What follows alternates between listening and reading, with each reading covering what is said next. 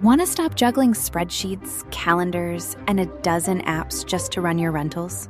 Lodgify makes it easy. It's an all-in-one toolkit for hosts. Build a direct booking website, automate guest messaging, and keep all your channels in sync. Running your rental business your way has never been simpler. And for Good Morning Hospitality listeners, you can get 20% off any yearly plan with code GMH20. Just check the link in the show notes to get started today.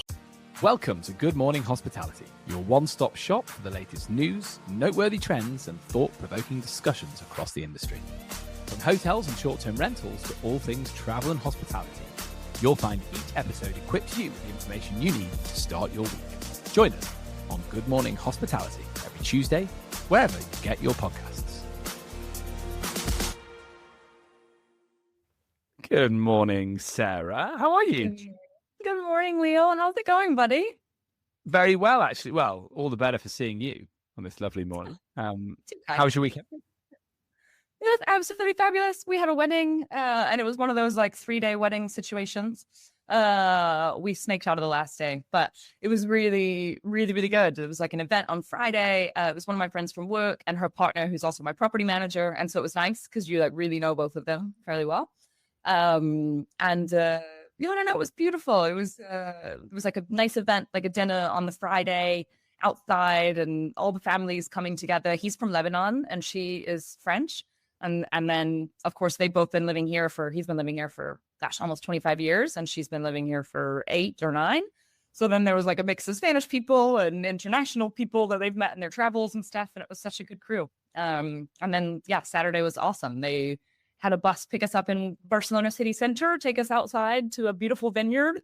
And then we were trapped, but in a good way there for like over 12 hours and just nothing but party and just endless food and drinks and music and dancing. And it was amazing. Love that. Love that. So your property manager and your colleague, does that mean you introduced them? Are you matchmakers?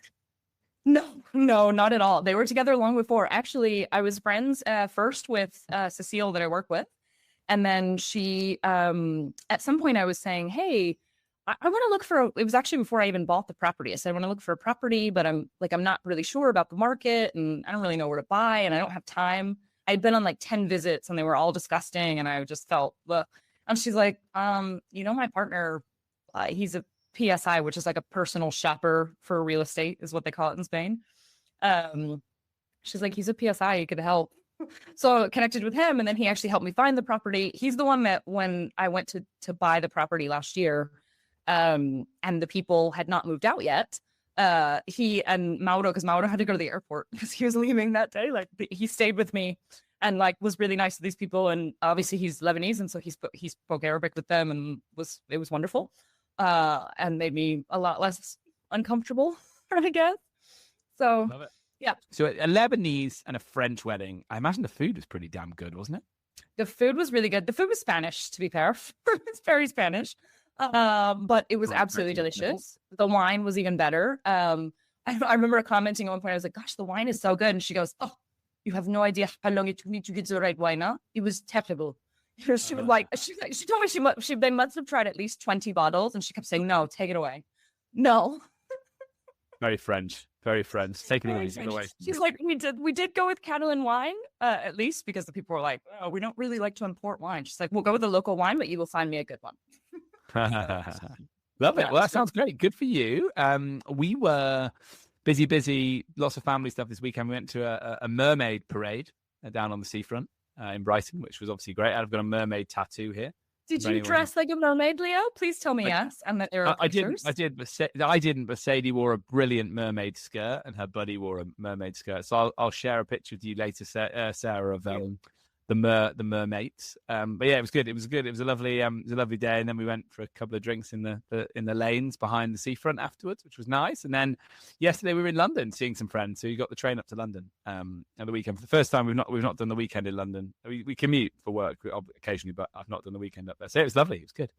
And also we haven't had the best weather here, but apparently it's getting nice. And we've got a Truvy team picnic tomorrow. So we're hoping for some sunshine. Yeah, we're up in London for a Truvy team picnic. So that's it.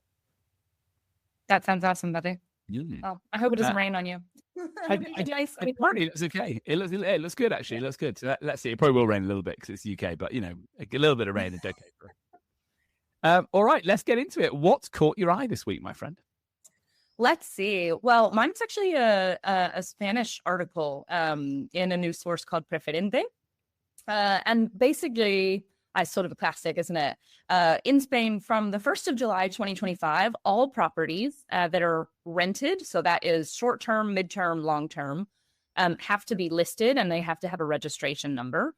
And so now Spain's Federation for Consumers and Users, which sounds better in Spanish than it does in English translated for some reason, basically is going up against Airbnb and Booking, claiming that they're both violating this new national law, although in different degrees. So Airbnb basically has done absolutely nothing to stop properties from being created on their site without this registration number. So they basically just said, we don't care. Booking, although they have stopped new properties from being listed, they have not removed any of the properties that existed before that don't have the registration number. And then basically the demanda is what it's called. So pretty much like when you take somebody to court. I don't even speak English right now. I don't know what that is. Like they're in the suing letter, like when they're suing them. I don't know. Basically what it says is that also on top of that, there's no sanctions. So they haven't put any sanctions for people who try and list properties without this registration number. And they're essentially putting, again, the burden on the OTAs to control this and to enforce it. So no real response from Airbnb or Booking so far that I could find. So it seems everybody is just ignoring them. But it's all over the Spanish press. And then the comments were especially fun.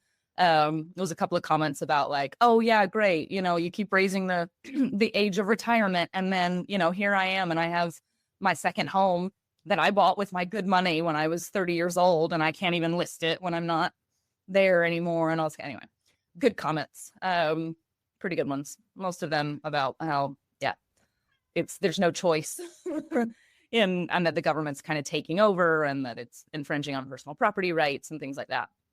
So, lots of interesting debate. But again, I don't know. Do you think the OTAs are the ones that should be held responsible for this, or should it be individuals?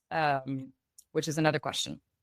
Yeah, well, I that's where my mind went with it. As I don't know really. It feels to me like it's more about personal responsibility. Let's have a light touch registration scheme, but let's not prevent people from utilizing their assets. And I don't think it's going to solve the problem. So, what is the problem we're trying to solve? Is it overcrowding? Is it over tourism? We're going to come on to that later. If it is, stop allowing so many hotels to be built the whole time, because that clearly isn't the problem, because you want the tourist revenue. Ergo, where you're building a hotel, you could maybe build a multi-use block that also builds some houses for locals as well as some apartments for tourists, or a small hotel within it. So let's have a real conversation about what's going on here. Let's ensure that the benefits of tourism are felt amongst locals, so that they can feel like they're not excluded from it, but they're actually benefiting from it.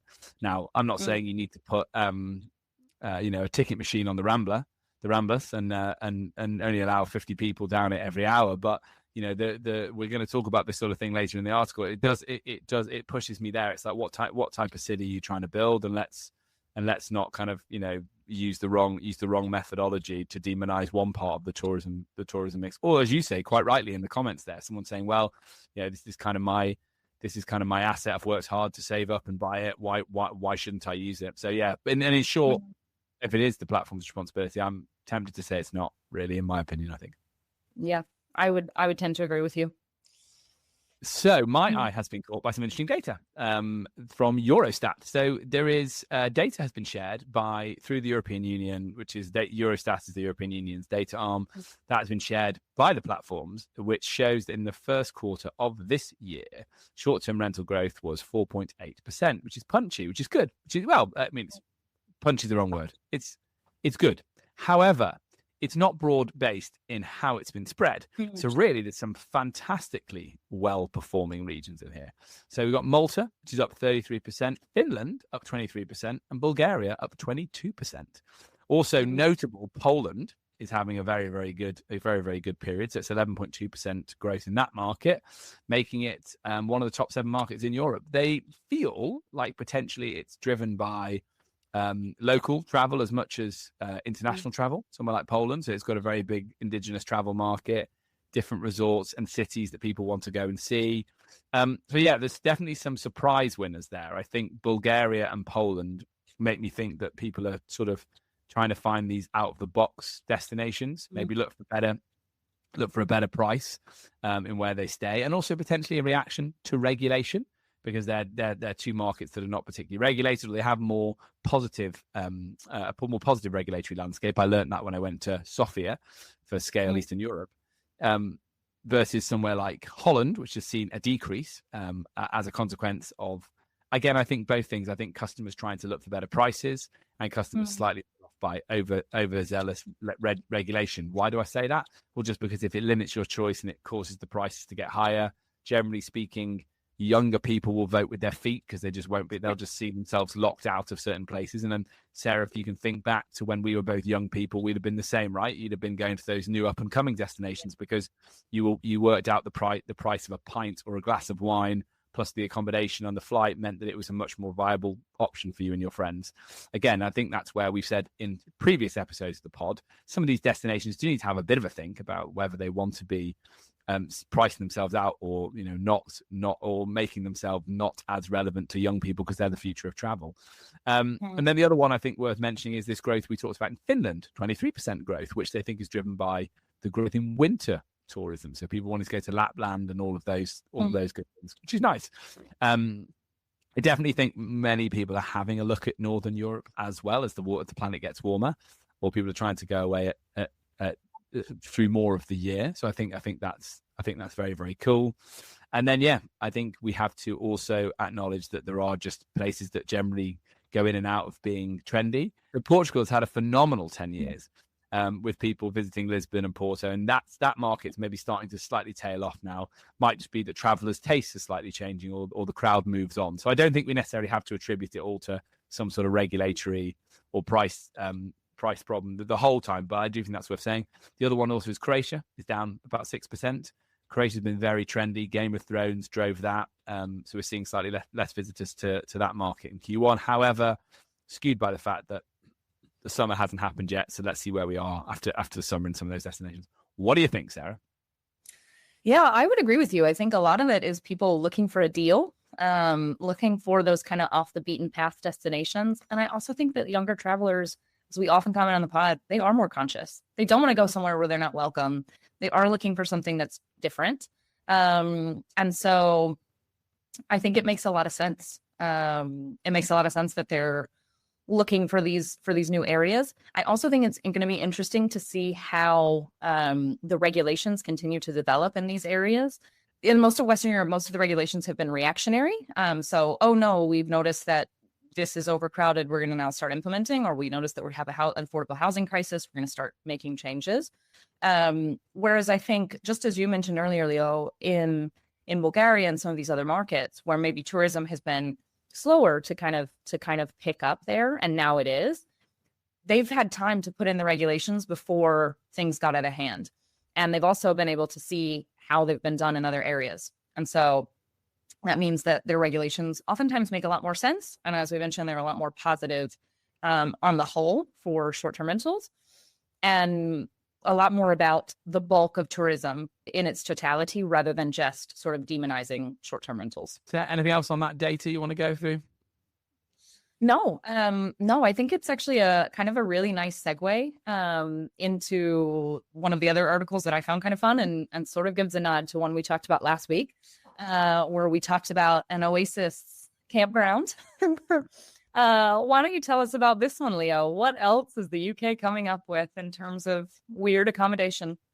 Well, now when I read this one, I laughed a little bit. And again, we try not to do this stuff every single week, but it's quite nice to focus on it, because it reminded me, I think, of your Paris experience, Sarah, when you ended up in a cab in a room in the middle of a car park in Paris. So not your classic aspirational Paris holiday. Investigation over what's being coined here in the BBC article a disgraceful Airbnb cabin. The owner of a portable building advertised on Airbnb will be investigated. Okay, so this is very, very interesting. So it was in the car park of a apartment block, and it's been marketed, but it didn't have appropriate permission. Described here as a basic but convenient option to stay in the heart of Hull city centre, Hull, one of our cities in the northeast of England.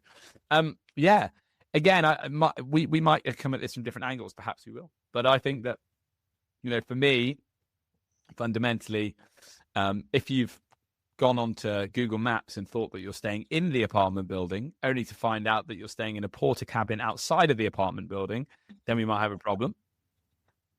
Potentially, you know, imagine that, going up to reception, going, "Hi, I think I'm staying in one of the apartments." They said, "Yeah, let me take you out front to where you are staying." And then obviously there's a serious point here about the lack of planning. If that is the case, obviously we're just reading this article just this weekend, but if there is a lack of planning, then, you know, clearly it's a problem. And kudos to Airbnb for taking it down. Sarah, what do you think? Yeah, I want to see the description. I want to see the advert. Because again, I think, as with the camping, I mean, first of all, I grew up in the States. So this basically looks like my classroom half the year, because all of the schools that I went to were always under construction. Now I pass by when I go home to visit my parents, and they're beautiful. But when I was there, I was in a portable, and they were hot and they were stinky, and the aircon didn't work, and it was awful. So I was basically in one of those buildings 8 hours a day. Not that bad. I mean, it's better than, I don't know. The article, I did kind of crack up at the article mentioning we have some very nice hotels in the town. Okay, how much are the hotels? Because I think this one was being rented for what, like 55 quid a night or something, which actually, it basically looks like a place that we stayed a couple of weeks ago when we went camping. And we knew that it was like a bungalow situation. And I think it cost us like 250 euros for 2 nights. So I'd say 55 quid is a bargain.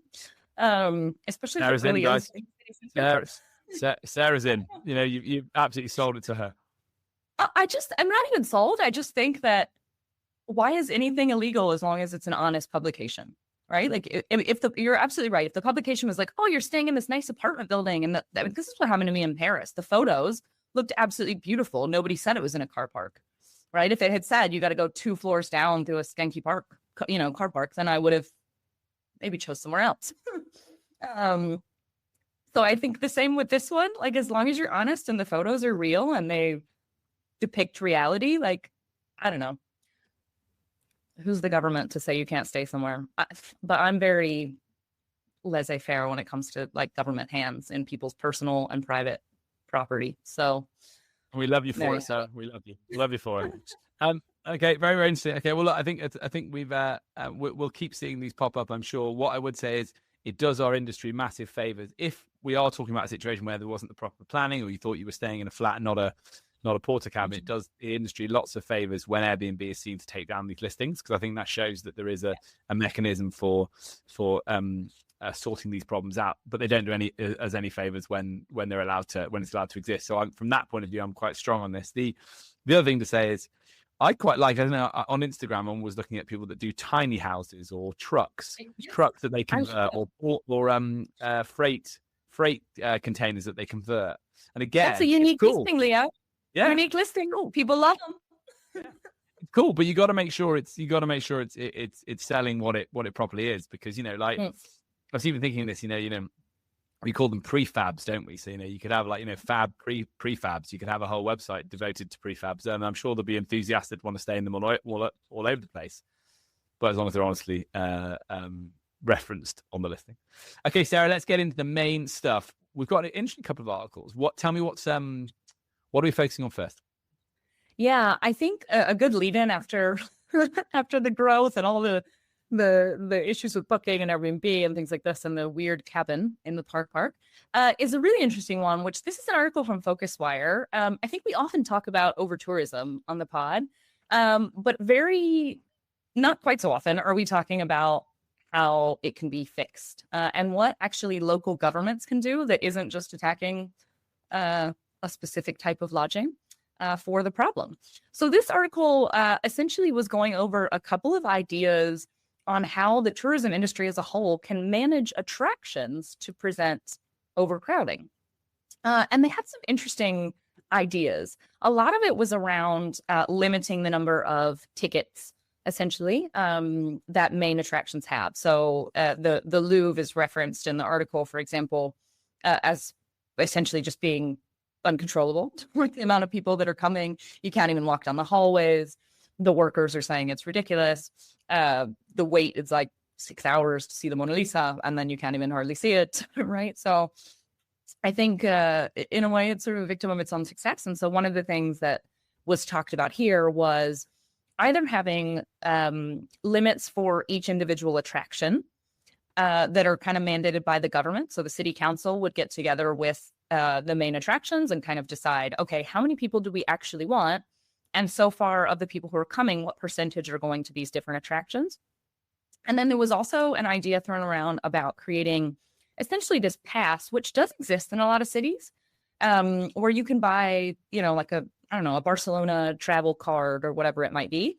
And that gets you sometimes discounts to different attractions. But I think the idea here was, no, there's these different cards and they include a ticket to all of these main attractions.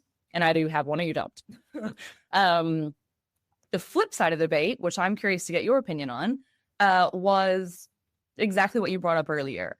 If we do this, who is going to prevent people from buying these passes at like a normal price and reselling them on Ticket Swap or something else to the highest bidder? And then are we basically making it impossible for young people to access these attractions? So then, of course, the article kind of backsteps a little bit and says, well, maybe there has to be a percentage of all of these that are reserved for students and people that are unemployed and people that need basically the reduction in the price. So people over the age of 65, people with here it's called like a numerous family in Spain, which is like 3 kids or more. And you get discounts on those sorts of things. So basically cutting out like a section of those tickets for special groups to make sure that it is still somewhat democratic. But I don't know, it opens up a big can of worms because I don't know. I just feel like, especially in Europe, like there's so many people who come from way farther away. I think about me when I plan a trip to Asia or vice versa, somebody from Asia coming to Europe, that trip is planned a year in advance. So of course they've got the tickets. Whereas if you're in Europe, you might plan a trip a month before. You ain't getting no ticket. It's very tough, isn't it? It's very challenging. Again, it's why we decided to lead on this article. It's an interesting one.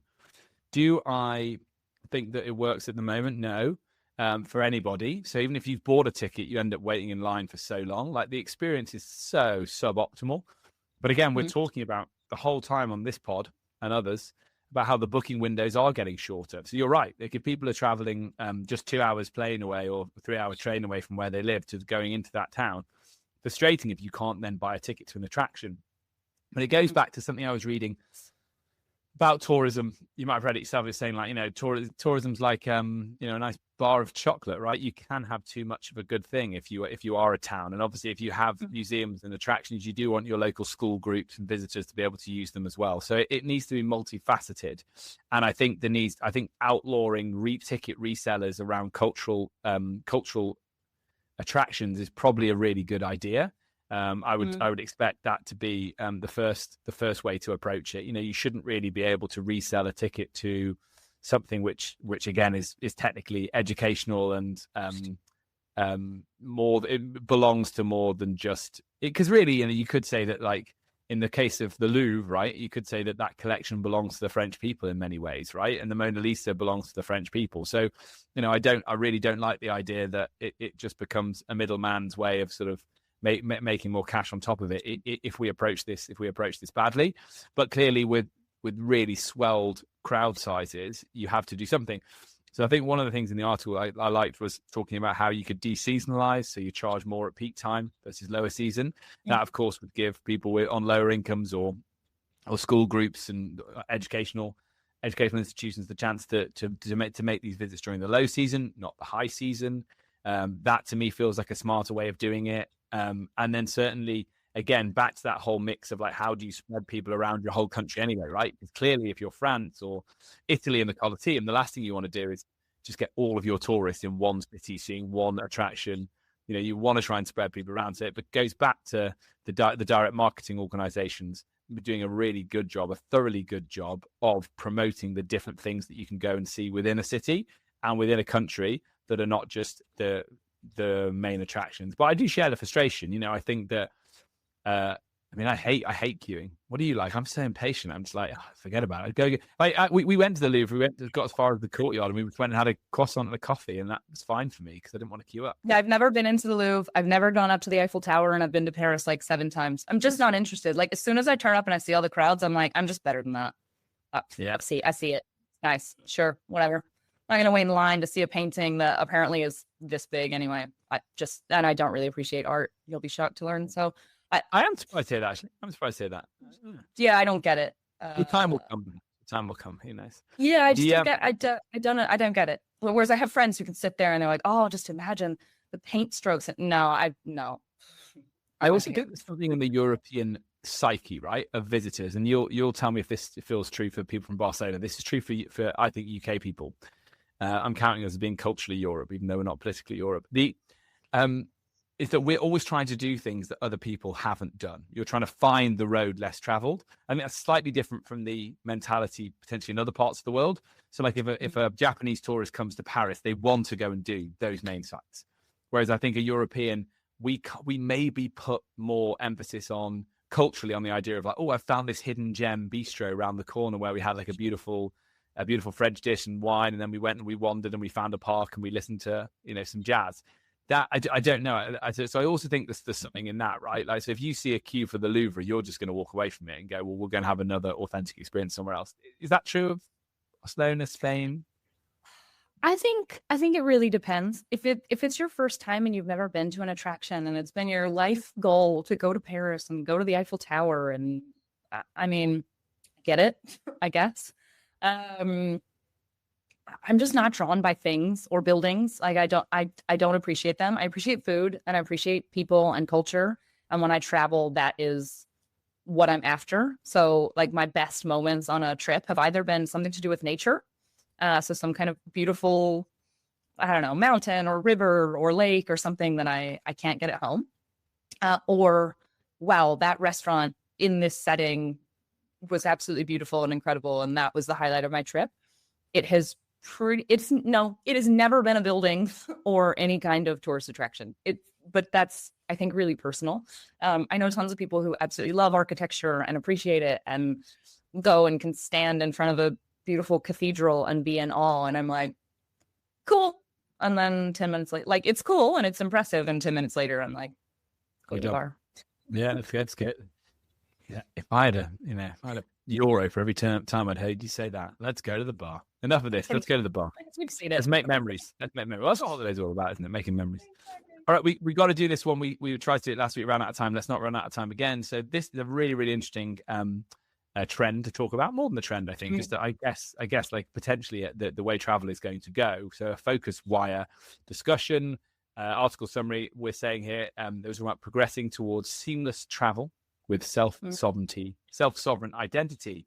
So in the article, they discuss how self-sovereign passports or identity is potentially going to be the way that travel is moving, a decentralized environment where the traveler themselves actually manages their data. So they, instead of them having to join Airbnb, for example, and give their ID and give information about themselves, and every time they sign up for something online, they give more information about themselves. The idea that as the traveler, or let's talk about this generally as a consumer, you own your identity, you own your passport, so to speak. We talk about this a lot. Obviously, at Truvy, we're always trying to look to how we can validate who that guest is. So it's something that we talk about the whole time as well. This idea that someone's digital footprint could be well known based on other previous activity they've done. And why should you, as a customer, always have to input your data every single time you enter something new? One might argue. So I think this is really interesting because also there is movements afoot to create digital identity programs at the government level. So it comes up in the UK. We hear it. This gets talked about a lot in the media, the digital identity cards. And I know it's also a feature the European Union is looking to do it as well. And where the European Union goes, often the UK will go, because you have joint security agreements when people are traveling over borders and things like that. So if you're going to use that to almost kind of like help keep track of people, you can also use that to gift to that person the incentive, which is, this is great, you just need to put your unique number in here, and you are screened and you are through this process. So we wanted to feature this article because I'm kind of firmly in the camp that I think this is the direction of travel. This is the way things are going. But also the other part of it is that alongside that, I think in the AI environment, where you've got agentic AI being used to book travel experiences, it's likely that process needs to be very, very, very seamless, or the traveler book elsewhere. So it's an interesting discussion anyway, but I think it's a discussion that's come of age, because you might be in a world where people go, that's fine, I'm your travel agent, your AI travel agent, I know I can pass that information straight through, and you're then able to see what you need to see. Because I read an article that I didn't share with you, actually. I read an article this week about a big house party that had gone on in Manchester, near where I grew up. And it all started from an Instagram booking, right? And we're talking the whole time about how you can take bookings online now, and, you know, you can have them go straight through to Instagram, straight through to your direct booking website. But it does raise the question, who's who, and can you trust them? So as a consequence, you need to make sure as a supplier, as a property manager, that you have a way of knowing who that guest is. But the last thing you want to do is cause a break in the booking process that means they go and look elsewhere, because you're trying to redirect to do something else. What one might say, also, I can completely understand why a property manager would say, no, you have to go through what I want you to go through, because that's what I trust. But I do think it's not too much of a stretch to suggest that is going to be the direction of travel, and everyone's going to have to follow suit, because if you don't, the booking's just going to go elsewhere. So I think, again, trust is so important in our industry. And why should it be that we have to think about it as just a single point of like, well, they've gone through the loop in my journey, when that information could be collected and held ahead of time? Why is it interesting? Because it means then, as a guest, you control which data and who you share your data with. And I think there's logic in that. I could totally see the market going that way. So again, is it? I wouldn't say it's inevitable, but I'm kind of believing that is what guests will aspire to have in their travel booking experience, and therefore the market will have to move in that way. What do you think, my friend? I don't know, Leo. I have my reservations.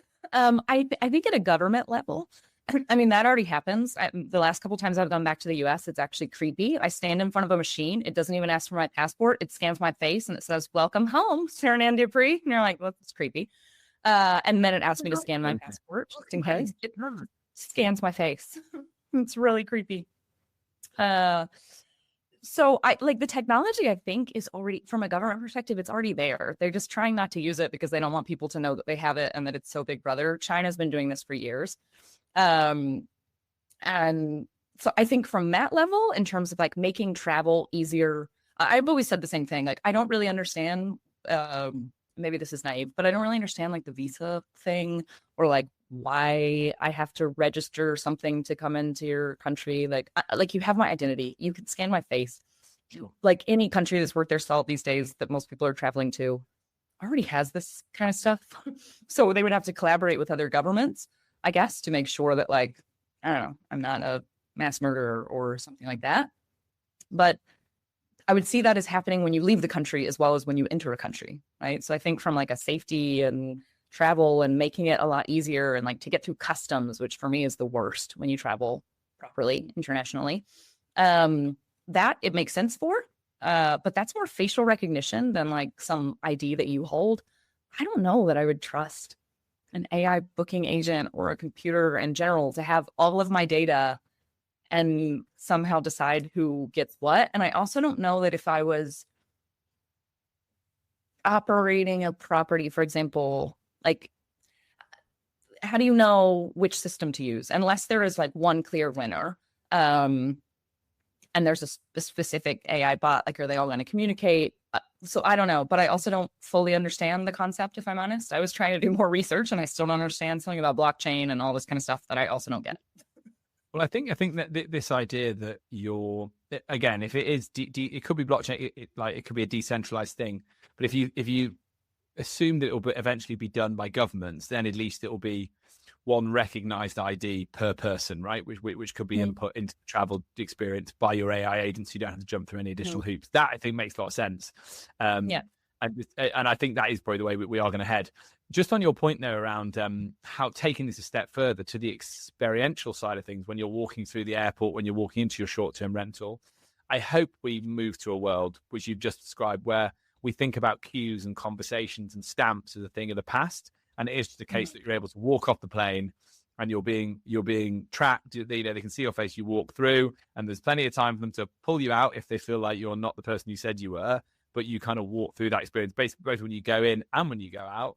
And then you arrive at your accommodation, your door code is there for you without you having to interact with it, because all of that data was, well, not data was shared, because that's even the point here. We're not sharing data, but that information was, the ID you provided was valid, such that you didn't have to jump through any additional hoops.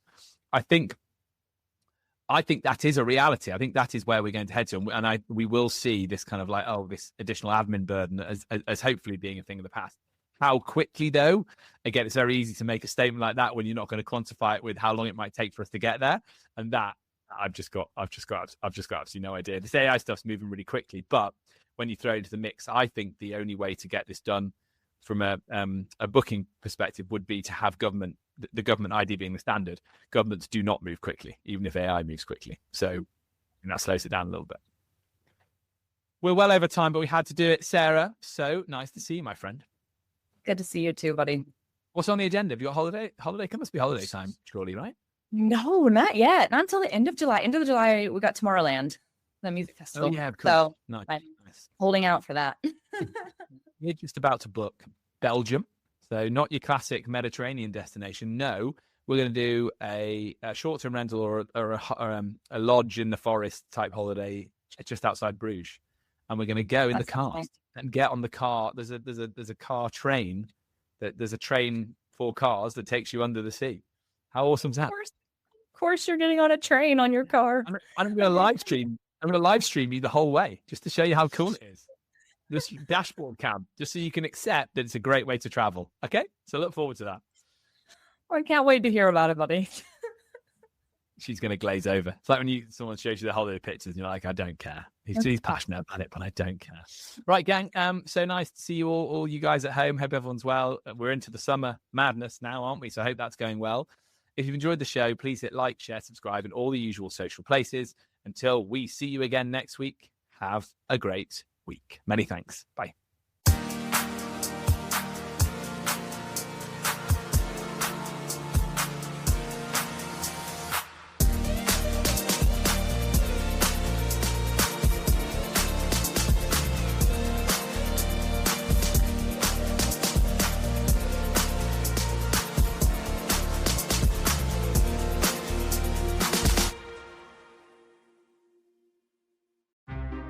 Want to stop juggling spreadsheets, calendars, and a dozen apps just to run your rentals? Lodgify makes it easy. It's an all-in-one toolkit for hosts. Build a direct booking website, automate guest messaging, and keep all your channels in sync. Running your rental business your way has never been simpler. And for Good Morning Hospitality listeners, you can get 20% off any yearly plan with code GMH20. Just check the link in the show notes to get started today.